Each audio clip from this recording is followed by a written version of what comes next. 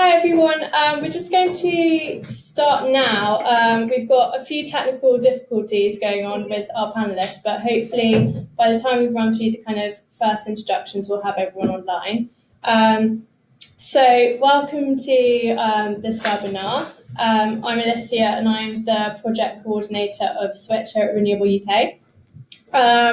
To give you kind of an overall background of Switch and of this webinar series, first of all.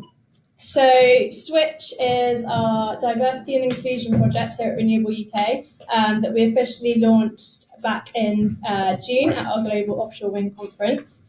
And Switch looks to give industry the tools to improve diversity within the energy sector. So our first tool that we've launched is the Switch list. Some of you will be familiar with that as we have a number of women off our Switch list joining us today. So thank you for dialing in. And the Switch list is essentially a accessible list for all online for conference providers to use to identify female spokeswomen within the industry for events. So we hope that this tool will be able to be used to help identify women and essentially diversify conference panels more. And if this is something that you would like to get involved with, or you have anyone to recommend for the list, there'll be a link at the end of the webinar where you can follow that to our website and find out more about it and join the list. But essentially, around this list, we've started this webinar series. This will be the first webinar, and we're looking to use these to showcase some of the women on the list using short interactive discussions. And hopefully this will be something really useful for everyone involved. This first webinar is a webinar on careers. So essentially what we want to focus on here is having a short Ask Me Anything style question and answer session. And we'll be looking at focusing on how the 4 brilliant women we have on our panel today have got to their points they are in their career at the moment. So a quick few things before we meet the panel. First of all, if you are dialing in, you can either dial in via the WebEx application or dial in via phone. The phone line is a lot clearer, so if that's easier, please do that. But also, if possible, please do put yourselves on mute so we don't get crossover of voices. Also, please do give us some feedback at the end of the webinar. It'd be great to know what you want to see from these sessions going forward and what topics you would like us to cover.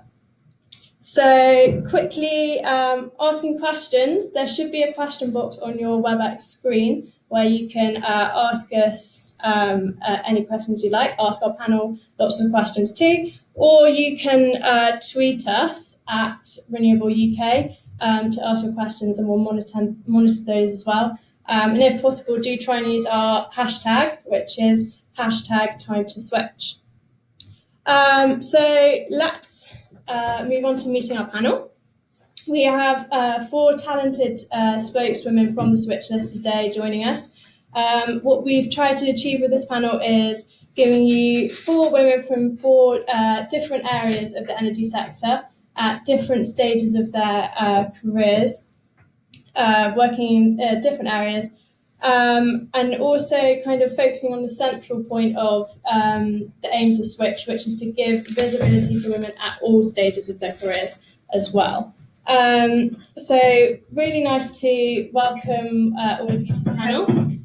Also, really nice to see diversity across the registrants for this webinar today as well. We have a number of people calling in from who attended our Orsted Skills Hub at the Global Offshore Wind Conference. So lots of graduates also looking to pursue careers in energy. So it's nice to welcome you to the registrants as well. So panellists we have today are Lorna Bennett, Jennifer Bradshaw, Lindsay McCade, and Liz Dunn. And we'll now look at speaking to them each in turn, giving you some brief introductions, and then we'll open the floor to questions. So, first on our panel is Lorna Bennett, who is a mechanical engineer at the offshore renewable energy Catapult. Many thanks for joining us, Lorna. Briefly, could you just introduce yourself and let us know how your career path, how you got to where you are now, what your career path has been from the beginning of joining the energy sector, really? Okay. Don't know if I go on too long. Can you hear me okay? I can hear you. Can you hear me? I can hear you, so hopefully everyone else can. Okay, that's okay. So yeah, thank you for the introduction. I'm Lorna Bennett, as I said. I have been working with the offshore renewable energy Catapult for 2 years now. But to start from the beginning, I guess, as you said, I went to university, the University of Glasgow. It was a combined honours with Glasgow School of Burges, degree in product design engineering. I graduated in 2011 and got a job working for a company that designed offshore lifting and handling systems. And there managed to somehow travel the world and get some good experience, and then managed to get a job with Salmon Wave Power based in Edinburgh on a wave power generation energy converter, which was absolutely fantastic. It was incredibly new, innovative industry to work in, but obviously not hugely politically supported at the time. And ended up at the Catapult 2 years ago, basically. But I work with across the whole offshore renewable energy industry, working with academia, SMEs, technology developers, and owner-operators for offshore wind farms and tidal arrays, to try and help reduce the cost of offshore energy, renewable energy, and improve the health and safety of the industry across all possible areas. That's broad enough? Do you want me to go on a bit more, or? No. Oh. Sorry, I was just muting myself multiple times. No, that's great. Thank you. Also, I know you're heavily involved with getting more women involved at a early stage in STEM subjects and going into schools and helping to inspire women. So I hope that's something we can pick up on in a minute after we've Yes, absolutely. met everyone else on the panel. So next we have Jen Bradshaw from innogy, who's part of the New Talents Programme. Jen, can you hear us?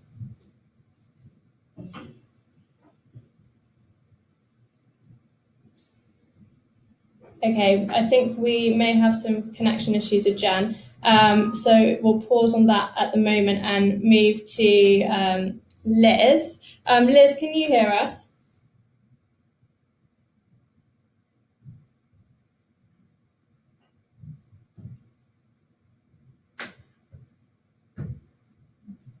Or Lindsay, can you hear us? Okay, well, we'll try and sort out what's going on there with our panellists. But in the meantime, does anyone have any questions for Lorna to kick off? I don't know, Lorna, do you want to maybe talk us through a bit more your involvement with STEM and going into schools and encouraging more women to join up in graduate programs looking at more science-based, techie kind of roles in the energy sector? Yeah, absolutely. Happy to talk about that forever if you want me to. So I have been initiating a STEM engagement programme here in Glasgow. At our test facilities we have down in Blythe, just north of Newcastle. We have a STEM hub that's been running for a few years in partnership with the North East Learning Enterprise Partnership, but there's been very little going on in terms of STEM in Glasgow until I took my STEM ambassador role in. So I had applied for a Royal Academy and Genius grant last year and won some funding to buy some educational STEM engagement kits. So some model wind turbines to teach children about electricity generation, wind turbines, renewable energy, and that covers a whole raft of things to the environment and the social impacts as well. And opinions of political views can be talked about in a huge array of everything. So I am in the process of starting to implement that now. All the Scottish schools have gone back. We have 3 school partners confirmed and agreed to this kind of pilot programme where we've got a series of lesson plans drawn up to engage children in the more science and engineering side of things. And the reason I'm going about this is because I didn't find out about engineering until I was in 5th year of high school. And if I hadn't been encouraged by my parents to do the subject I was most interested in, which was the sciences and art and design, it would have been too late for me to have gone to university to do engineering as a degree because I didn't know there was an option or what it was until my higher art teacher convinced me and one of my classmates to sneak out with him and the 6th years to go to the Glasgow School of Art Open Day, because it was only the final year students were supposed to go to the University Open Days in my school. So there I discovered the product design engineering course, and it was very practical, very hands-on, a lot of building and design, problem solving work, which I absolutely love. Plus the engineering science side with the University of Glasgow. And it was in 5th year that I decided that's what I wanted to do. But if it hadn't been for that one teacher, that one day, who knows what I'd be doing now. And when it came to applying for university, my UCAS application the following year, I spent nearly an hour explaining to my guidance teacher what engineering was, why I wanted to do it, and why she should just write my reference and stop asking silly questions when she's supposed to be telling me what I should be doing for my career choices. So, following from that, there's been so many research papers and things written, such as the Aspires by the King's College Love, that show that by the time children reach high school, by the time they're age 11, 12, they've already kind of decided what subjects they're interested in, what career options they know are available, and what they might want to do. And by the time a lot of projects reach them in 5th, 6th year university, it's already too late to engage with a huge percentage of the population. And since we have such a massive skills shortage in this country and around the world for engineers, and I think it's hugely important to try and engage them from a young age where none of the gender biases have set in right yet. You've got time to interfere before you get girls tasks and boys tasks. Plus it's just fun, really. You get to go into schools and do projects I never got to do at school. Playing wind turbines, building model cars, talking about all the basics of engineering and mechanics, but in a fun environment. So it's the STEM by itself. It's fun for everybody, and the teachers enjoy it as well once they get over the fear that it's science and they might not have a background in science and not understand it themselves, when you can see how much engagement and how much entertainment it can be, depending on all the variety of challenges that you can set and within an hour in a classroom. Some of the STEM days that some of the other charity groups run,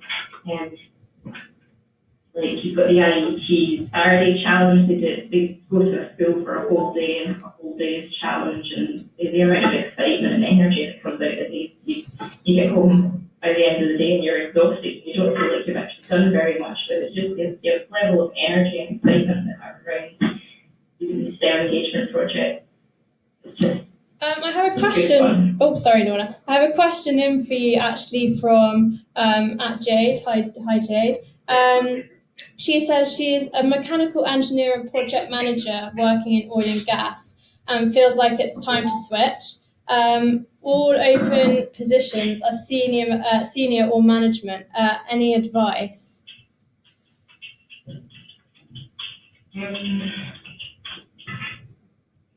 Actually, if you're looking for the advice from what, sorry, the phone line clicked there. She says all open positions at the moment are senior or management. So any advice on that? It's just keep looking. I mean, I don't know if you've ever come across Equate Scotland. They're a great charity in Scotland. I'm sure there's possibly an equivalent in England. Actually, that's the point. Where are you based? I'm forgetting this is national. There are various charities and groups that are now set up to help women progress in their career or get back into their career or change career. And I know that Equate Scotland, obviously in Scotland, I've worked with them on a few different projects as well, and they offer great advice. It's not to doubt yourself so much. So although it may be a senior position, if you've got 5-6 years of experience, you feel like you know the job, don't hold yourself back if you don't tick everything on the box.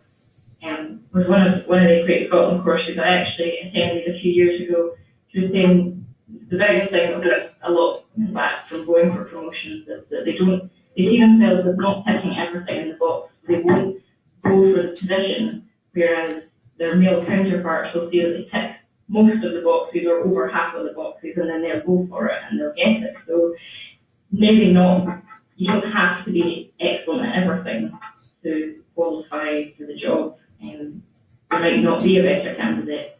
And sometimes enthusiasm is for a lot more than experience in some cases. Brilliant. Do we have any other of our panellists on now? Liz, Lindsay, or Jen? Can any of you hear us? Alicia, I'm trying to speak to you, but I don't know if you can hear me. Is that you, Lindsay? Yes. Hi, Lindsay. Yes, I can hear you. Excellent. Brilliant. Thank you for joining us, Lindsay. Lindsay is Chief Executive at ScottishPower Renewables. I understand, Lindsay, you joined Scottish Power in 1999 and have kind of worked your way up since. So it'd be really interesting to hear how you joined Scottish Power, kind of what role you had at the beginning and how your career has progressed from then, really. Yeah, okay, thanks, Alicia. Right, okay, so first of all, thank you to Alicia and RUK for organising this. I think it's a great opportunity for a group to get together and talk about how we've all found our careers in renewables and how we've all moved forward to try and increase the level of female representation amongst the colleagues that we all work with, which is great to see. I, as Alicia said, I joined Scottish Power in 1999. And I guess the kind of weird thing was I'd just been made redundant. I previously worked as a treasury analyst for Burges PLC. They're a hotels group. They're mostly located in Scotland, but did have hotels, casinos and leisure clubs nationally. And I thought that it was the end of the world. I was 23 and I'd been made redundant.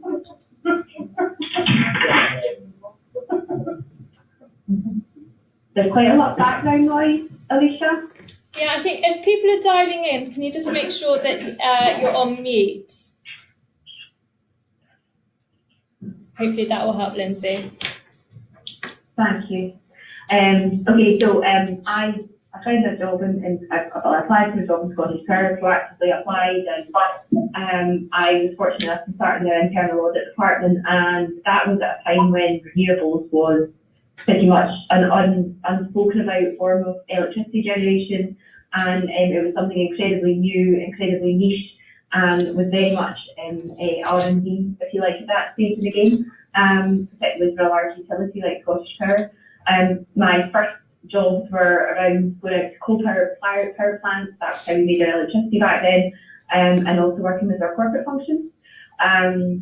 So as Alicia said, I've kind of worked my way up. I started in the renewables business in 2006, and that was after doing some professional exams. I'm a qualified treasurer, the Association of Corporate Treasurers, having studied economics at university as well. And then I held a number of roles in internal audit, in risk management, and strategy roles in our retail business as well. So doing lots of different things, learning lots about the energy value chain, really being where I think I've developed a good understanding of what the role energy has in our economy, in our life, and having that end-to-end appreciation is really helpful. So I would encourage people to get out there and get involved in jobs that give you that exposure. Internal audit, whenever I mention it, someday it's been an excellent development opportunity, normally full of faith. But internal audit is absolutely a great place to learn about how the organisation works. And I would really recommend it to anybody if that opportunity ever comes up. Then I started in renewables in 2006, and I did a number of roles since I come into renewables, mostly around M&A, transaction work, strategy, but latterly moving into the policy environment, which in a post-financial crash world really became the new work for strategy. And it was all about creating that new framework that would allow investment to come forward. And again, really exciting to be involved in EMR, electricity market reform, and really getting into the nuts and bolts about how policy and politics can affect our industry, and how investment comes through on the back of all of that. I've probably had the privilege of working with a number of those that are on the call today as EMR develops. And the other, I think one of the questions that had been asked previously was how on earth do you get ahead? And there are senior positions advertised quite often. And how do you find out how do you progress up the ladder? I think for me, one of the things that I did, looking back over my time in the renewables industry, was making myself available, being participative in the likes of working groups or any industry groups that government would be looking for support on to investigate a particular challenge or issue, and really put yourself forward, making a connection with a mentor or a coach within your organisation that can give you really good stimulus and ideas about who to speak to and what to do, and also enhancing your network as well. So that's the sort of stuff that I did. I would speak to not only internal managers, but I got involved with strategy groups at RUK. I got involved with consultation groups at Scottish Renewables as well. So if that opportunity comes your way, or if you have an interest in a particular area, whether that's risk planning, investment, risk, I would encourage you to reach out to those other organisations as well, because there might be a way that you can contribute and increase and enhance your network and your profile at the same time as well. It's just the job that I'm in now. I was appointed in late February, and it's been a whirlwind 6 months since coming into post. The job that I'm in now means that I've got responsibility for a much wider remit than I had previously as Policy and Innovation Director. I'm a P&L accountable. I go to jail risk, if you like, in terms of all of the responsibilities of a company director. I've now had to very rapidly become an expert in all things health and safety, all things financial, all things operational, as well as keeping my finger on the pulse of what's going on in the policy and regulatory world as well. So it's hugely diverse role. It's hugely enjoyable. I get to meet loads of people every single day, every single week. Having looked back, I'm doing a bit of work to think about my first 6 months in post. I had over 1,000 engagements in that first 6 months. So when I think about the number of people that I've then spoken to, communicated with, attempted to maybe inform and influence a bit as well, that's kind of the main crutch of my role. I'm there to share information, share views, and ensure that we can continue to support really skilled jobs, hugely skilled jobs, great economic value, cheap delivery of renewable energy, and that we do that all within the electricity framework that we've got in the UK. Brilliant, thank you, Lindsay. I think that point about making connections. Alicia, I don't know if there's anything else that you had that you wanted to ask me about. Sorry, I was just chatting along to you then and realised that I was on mute. Thank you very much, Lindsay. I think that's a really important point about making connections, making yourself visible in order to help progress your career. I'm sure that's something we can get some questions on in a minute. Liz or Jen, are either of you on now? Oh, I think both of you on. Should we start with you, Jen? Jen is currently on the new talent programme at Innogy and recently joined the sector. Jen, having joined the sector quite recently, how are you enjoying it? And was this a role you saw yourself in, or was it something you kind of found out about whilst at university? So yeah, I joined in December last year. So it's the type of thing where you get to move between different teams. So I've worked in the risk management team and the offset management team, and now I'm working in the asset integrity team at Green Wall. So that's the operations engineering team. And it was sort of what I expected. I really wanted a role where I was able to sort of figure out as I went along my strengths and my interests, because I think at university when you're learning about the industry, you don't really get to see all the different teams, you really don't know all the jobs that are available. I think that's really important, and I think that we need to make that aware to the graduates that will be applying to this industry. And I come from a physics background where there aren't many girls in the classes. I remember at A-level there was like 2 girls in a class of 30. And I've just had really good teachers and encouragement from yes men, but managers and teachers and my parents. So I think it's just that support needed for young women to get into this industry. Yeah, I think I completely agree with you there, and I think it's really important that we kind of showcase the range of roles that are available within the sector. There's so many different things you can do, and I think often at university you're kind of given the broader picture of, you know, the future energy transition, but the different roles you can play within that, I don't think are necessarily highlighted enough. But perhaps we can discuss how we think that should be taken forward in a second. Liz, can you hear us? Yes, I can hear you. Can you hear me? Yes. Hi, Liz. Thank you for joining us. Excellent. Thank you. Now, I understand that your career in energy started when your children were still small and you retrained as a lawyer. Could you tell us a bit more about that, really, and your kind of entrance into the energy sector?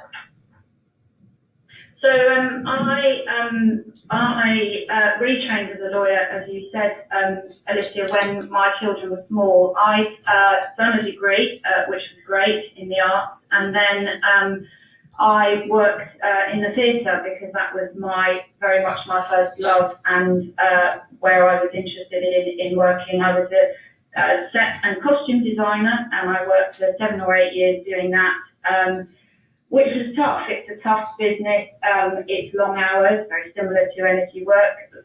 Very good team working there. So anyway, when my children were small, I decided that I needed a proper job and a pension, is how I put it to myself. So I retrained as a lawyer, which I did part-time distance learning while my children were small. I met an incredible group of people, a lot of women who were on the course that I did. Many of whom I had children, many of them had jobs and children and were doing the course at the same time, which was quite inspirational. So over 3 years I retrained, I then was in my mid-30s with absolutely no experience. I'd never worked in an office before. I didn't own a suit or anything like that. And I realised I was going to have to get myself a training contract to get into legal work. So I sat myself down and I said, right, who do I know? Who might give me 5 minutes? Who might let me spend half an hour with them in their office? And I plugged my contacts remorselessly, including chasing people through playgrounds and all sorts of stuff, saying, please, can I just have a minute? And I was very, very lucky to get an opportunity at Burges Salmon, which is the firm I'm now at. And so I did my 2-year training contract with a lot of people who were quite a lot younger than me. So whilst they were out partying at night, I was dealing with children who were being sick and all the sorts of things that you have to do. So it was a slightly different experience for me. But anyway, I qualified. And actually what really was the change for me was in the seat, I did a planning seat, as they're called, and we had just been instructed on a very, very large onshore wind project, and it was the most exciting thing I'd ever done. I loved it. I loved the people I was working with. I loved the fact that I cared about it, that I cared about renewable energy.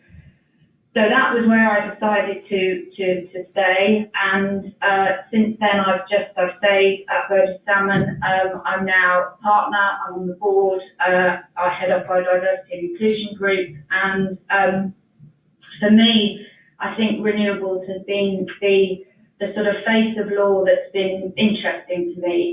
It's challenging, and particularly from the planning perspective. But it's incredibly interesting, rewarding, and I think has really, I have found, certainly with the clients and contacts that we work with, that it is a very engaging, and it's also a very open sector to work in, which has definitely helped me sort of on the way. Brilliant, thanks Liz. I think it's really interesting to hear kind of your story and how, there are kind of like non-conventional routes into the sector, and you don't have to, start in energy. You can come from different backgrounds. And I think that's really an important point to make, and an important point to kind of send to our graduates of tomorrow.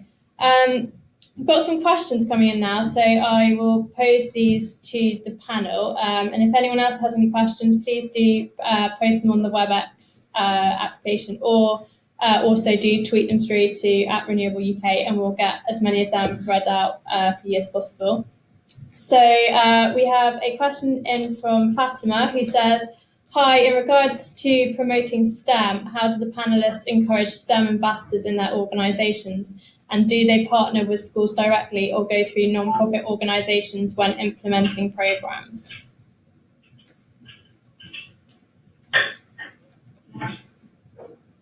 I'm happy to answer that first, since I've worked here on for 20 minutes already. Well, we now do both. So before I set up this programme in partnership with the primary schools, which were in target areas for the Royal Academy of Engineering and Genius Award, we just kind of had an ad hoc as and when the STEM network sent out requests for STEM ambassadors, whether it was to go to schools or go to events. So I've worked with Primary Engineer, the Glasgow Science Festival, Glasgow University Science project, and as I said, the IET Family Challenge, the Connect Challenge, First Lego League, all of them. And getting involved with the charities is easier because it's already a set programme. You don't have to go into a school and deliver something new. Whereas the project that I set up in partnership with these 3 schools, were in contact with a 4th, but we've not had any confirmed dates yet. And to be able to expand that into other areas. So for us, obviously, a focus on renewable energy, sustainability, and the environment is our key area there.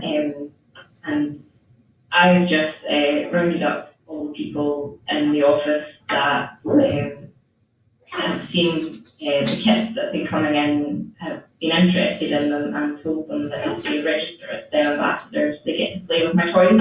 And I've now got a list of 17 STEM ambassadors in the office, where before it was just 3 of us. And that's just in the last 6 months.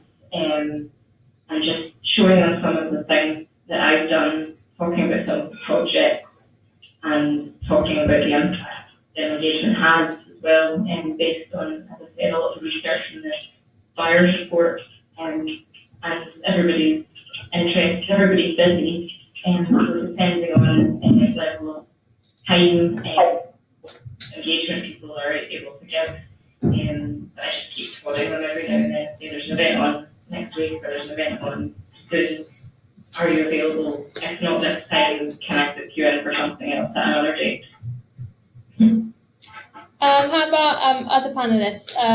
Liz, I know you said you had up your diversity campaign at Burges Salmon. Do you have a kind of STEM network there at all? So we have, it's interesting, we face a slightly different challenge in law particularly, which is actually the majority of law graduates are women. So over 60% of law graduates are women, and actually I think there are probably more female lawyers than there are male lawyers at the moment. The issue that there is in the legal sector is actually female progression through their careers. So we see women. We have incredibly talented women like law firms across the country, and the challenge we face is to see those women really becoming leaders of business, becoming partners, and leading their own practices, but also then taking on management roles. And I think we are recognising that's very much a two-way street. It's not just that women are perceiving that there are barriers to their progression. There are challenges along the way, particularly if women have time out to have children. But those things are generally now things that can be overcome. I think we're looking much more at flexible working, agile working, and those things are becoming embedded in all law firms now. The challenge also, though, is really to stimulate and maintain the ambition of our female lawyers.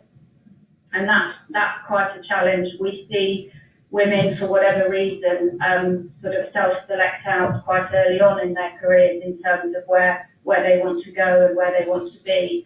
And that's the challenge for us, to be ensuring that we have really the top female talent that we know we have, making the most of their potential and others. And I think to be honest, it's not something that just law firms face. I think it's the same across most of the professional services. And I also see it in the energy companies that we work for. We are seeing more women in senior positions, but it's really, for me, the drive, and that's what I am particularly working on at Burges Salmon at the moment, is to make sure that we engage our female talent, we hold on to it, we manage women through the different stages in their careers so that they are able to reach their full potential, and actually we get the benefit of really, really talented women wanting to make that commitment and wanting to get to the top of organisations. Brilliant. We've got another question that kind of relates to this in the sense of looking at attracting more people into the sector. Helen asks, what is the best way to raise awareness of the types of roles available in the renewable sector and the skills required for those, including non-engineering heavy type roles?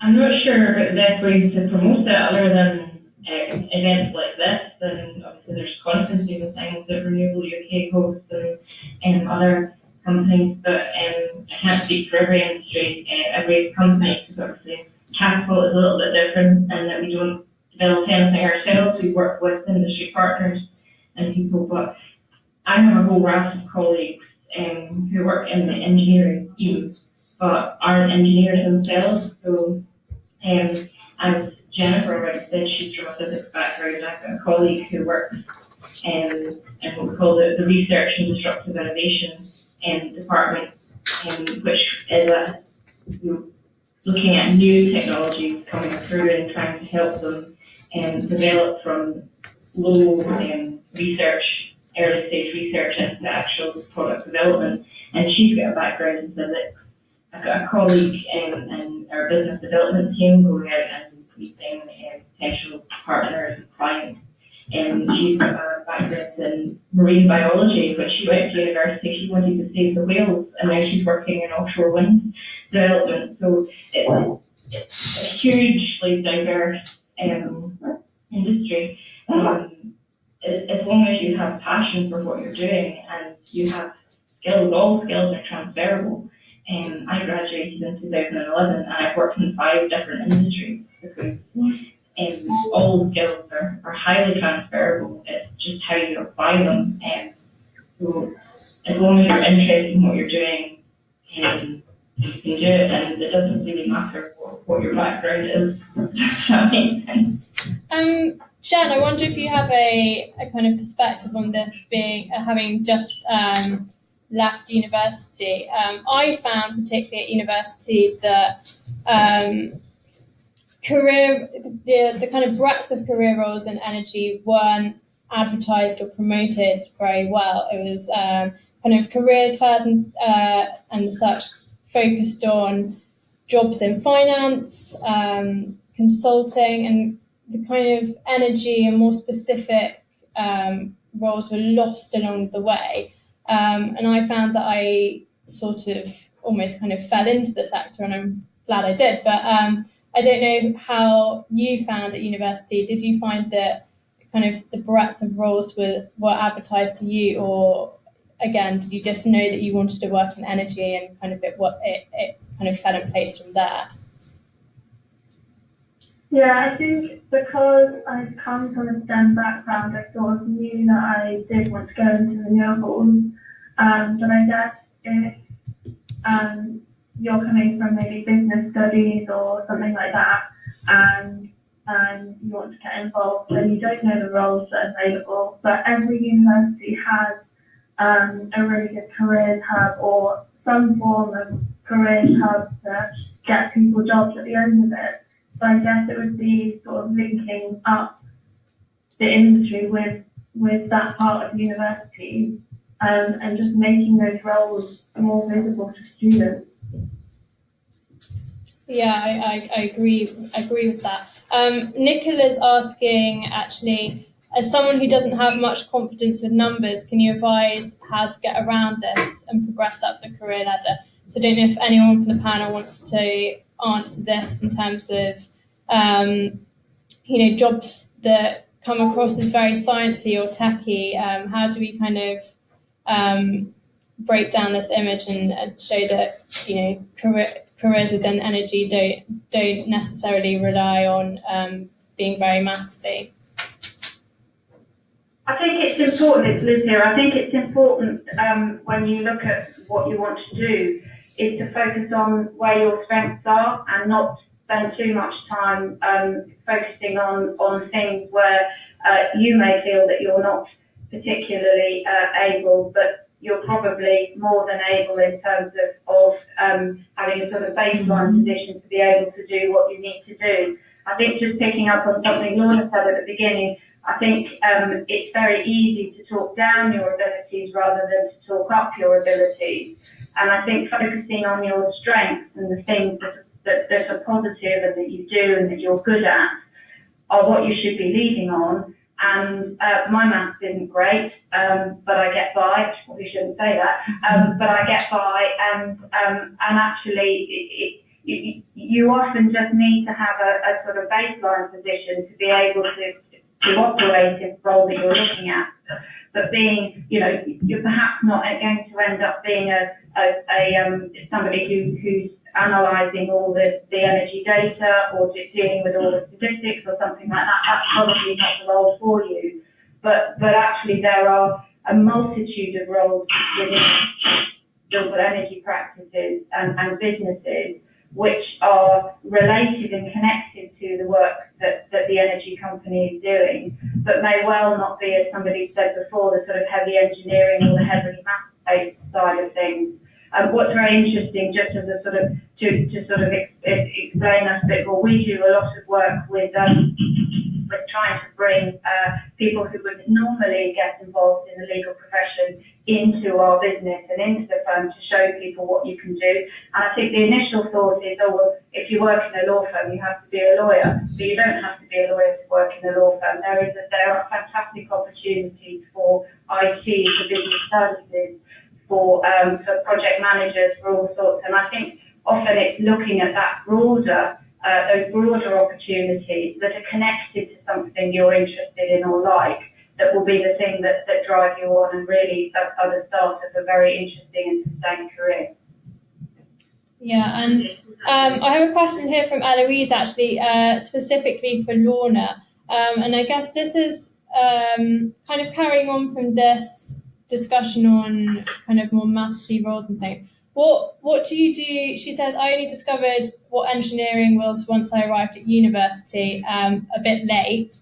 So I suppose the question around this is, how do we, if you discover that your strengths are, say, maths or more engineering sort of things, and you only find out about this at a later stage, how do you enter the sector from there? And she says, are you seeing progress in the visibility of engineering? And is there anything the offshore wind industry can do and should be doing?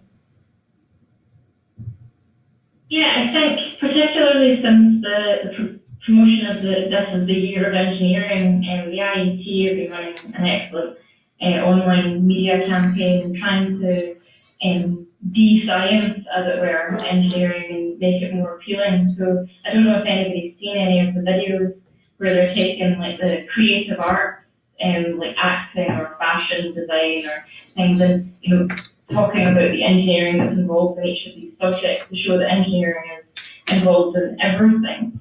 I think as well the fact that the STEM network is a nationwide charity that they've got offices all over the UK, and they are constantly seeing an increase in the number of people registering as ambassadors and the activities being run by schools and other charities and things. I think engineering is a lot more visible in the last 2-3 years than it was previously, and I can only hope that continues.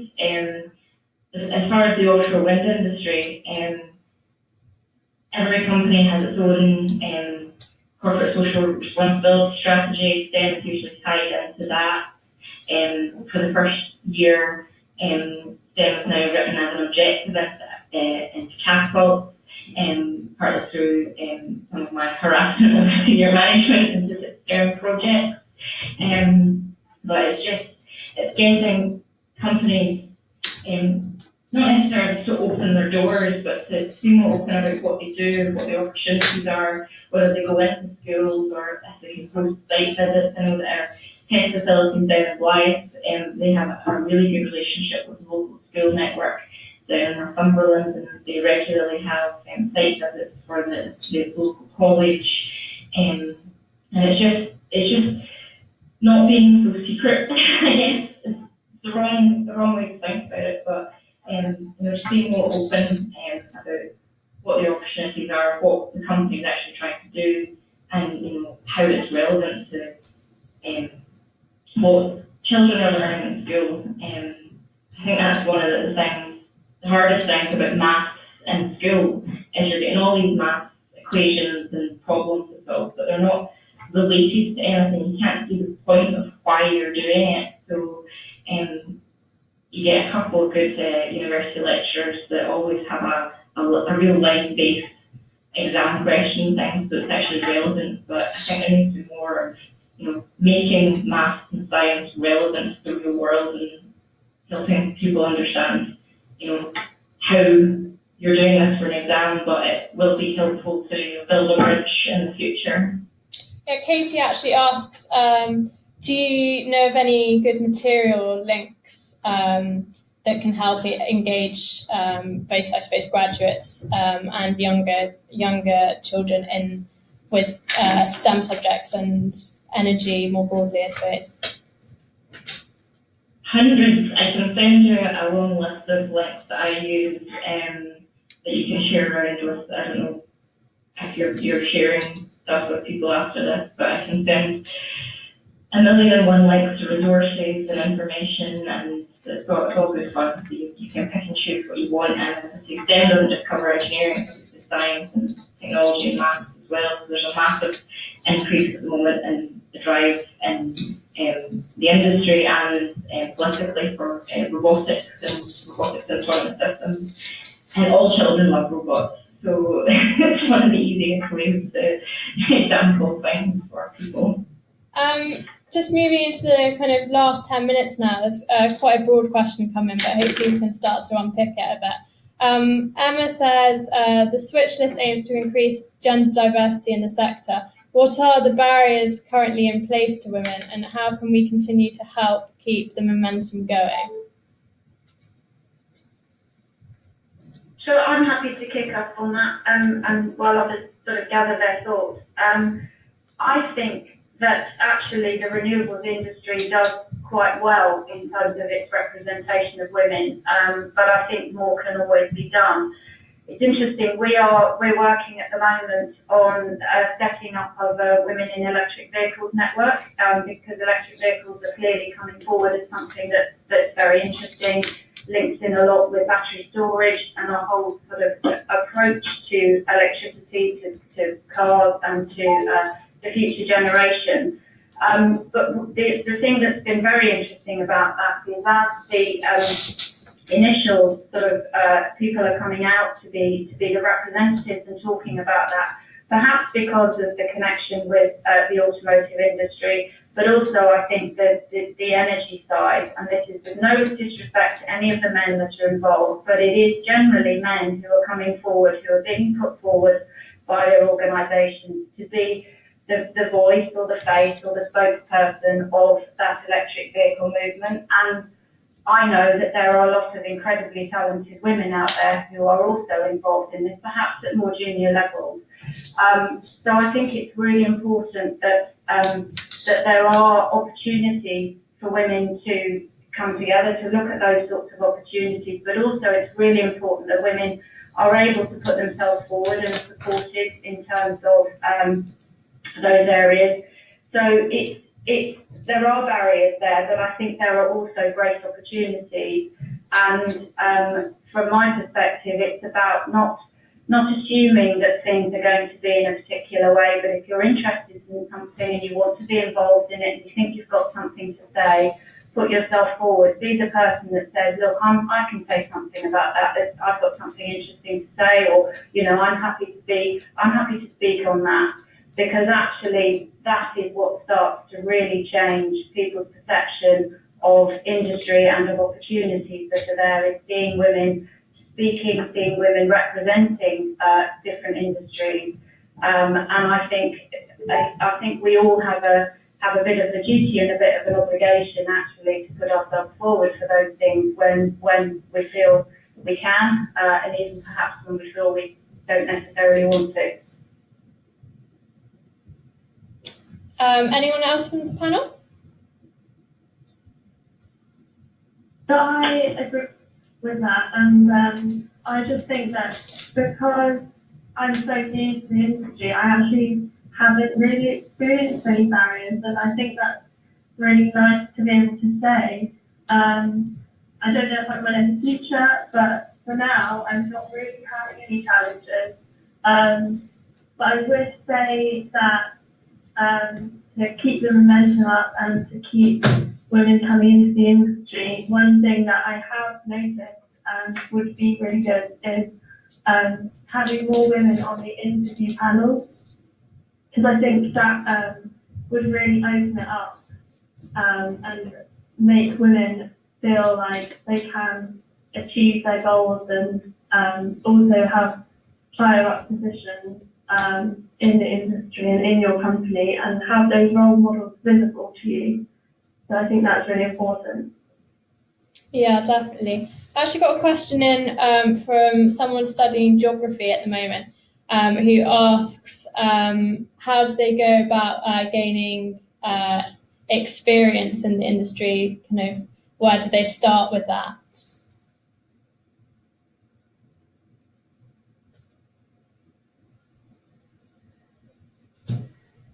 Lorna, I don't know if you have any advice in terms of career work experience. To find the right words.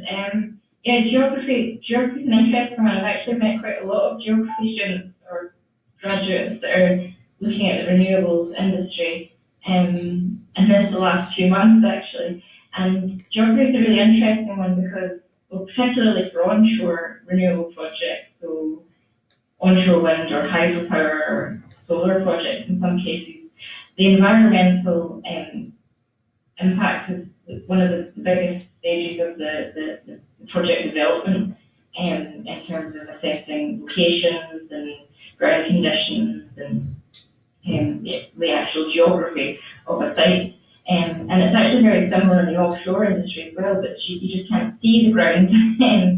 So for a tidal project I've been working on up in Shetland, I've had to get symmetry surveys done to determine what the actual seabed looks like, and there's a whole environmental impact side of things in terms of the wildlife, the fauna as well, the flora as well as the fauna, and there are a lot of areas. I can send you a list of companies that we've worked with to look at the different projects that they do as well. I can't think of any of them right now. No worries, we'll try. There's also a good link between geography and planning, and we see a lot of planning consultants and EIA consultants who who have studied geography and then go on to specialise in planning. Planning is a massive part of the consenting effectively of any energy project or even major infrastructure project. And it's a really, really fascinating, if you like structures, buildings, ground conditions, all that sort of thing, and like actually seeing the things that you're involved in being built out. Planning is a great profession. It's very political, can be very contentious. And that often is a good way into the renewables industry because of the consenting that's needed for projects. Yeah. And that involves a lot of the human geography as well, of course, with all the social aspects of the consent application. They've got to go out and consult the local communities that might be affected by these things as well. So actually it covers physical geography and human geography. Yeah, I must confess I'm actually a geography graduate. I did human geography, and I think what's great about geography is you do get that breadth of skills and modules and opportunities at university, and it's quite a diverse subject. And I think that is reflected in the industry as well, in terms of there are so many different roles. So as I said, I kind of fell into the industry as such, but I think if you are looking for energy work experience in particular, try and have a look at where your particular interests are within geography, whether that's on the physical side or the human side, and that's probably the best place to start, I suppose. To wrap up now then, I'm just going to move on to the final slide where I said before we have the website address to the Switch page. So if any of our listeners today aren't on the Switch list and would like to be, please do sign yourselves up. But also there's also links on our web page where you can recommend colleagues, which would be really useful. We'd also love to hear your feedback on the webinar, and also what topics you would like us to discuss in the upcoming webinars we do as part of this series. So I think the final thing to say is thank you very much to all of our panellists. It's been a great discussion. Great to hear your different perspectives from your different areas of the energy sector, from different stages of your career. So thank you very much for joining us. Thank you for organising it. Thank you. Thank you, Alicia.